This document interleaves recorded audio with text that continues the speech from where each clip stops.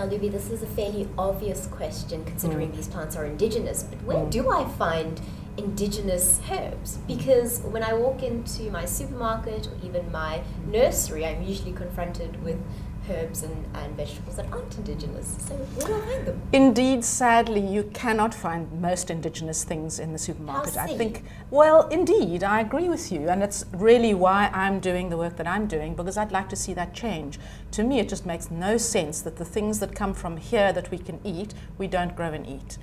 So, but oddly enough, a lot of the plants that are edible are actually already in people's gardens. They just don't realize that there are edible parts to them.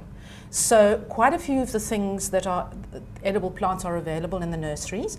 For example, Natal plums, wild plums, speckboom, wild rosemary, speckboom leaves. 3 leaves a day gives you all the vitamin C you need. I have them on the balcony. I'm going to start eating. Get my eating speckboom plant. and plant more, because they're so delicious that your plant is going to take strain. Really? Yes, so there are plenty of plants available, commercially grown in the nurseries that have edible plants. Kai apples. I mean, there's quite a list.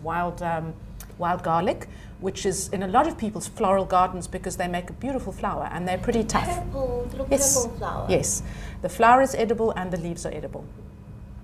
So yes, there are a lot of cultivated plants that people need to get to know about.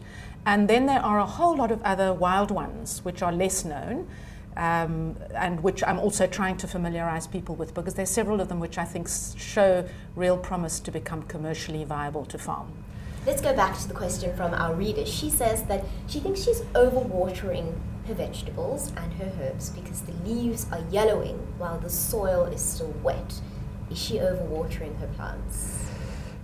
As a starting point, I'd say it's fairly difficult to overwater your vegetables. Of course, we have to be mindful of wasting water and the expense associated with it. But in general, I would urge people to err on the side of watering more than less as a starting point. In terms of this particular case, it may be that she's watering too much. One would need to have a look. But yellowing leaves, it could be associated with too much water, but my guess is that it's got to do with a loss of nutrients, possibly associated with too much water, leaching of nutrients. Yellow leaves, the basic answer, sort of the rule of thumb answer about yellow leaves is that there might be a lack of nutrients, specifically easily put nitrogen.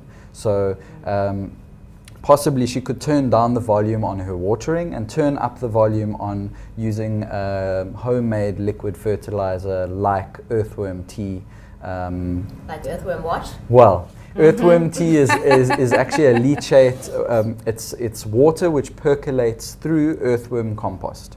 Okay. That then makes a liquid fertilizer which is commonly known as earthworm tea. It's Okay. Right, so the earthworms make high quality compost, and that's something that people can absolutely do in their garage or on their balcony or on their rooftop. Earthworm farming is a lovely way of recycling kitchen waste back into a garden in a very effective way. It's quite easy to manage. But I would recommend that she starts feeding her plants with nitrogen-rich organic homemade fertilizers. Another way of doing it, talking about using perennial plants, comfrey is a lovely one. I mean, there are a lot, but comfrey would be the comfrey leaves could be put into water.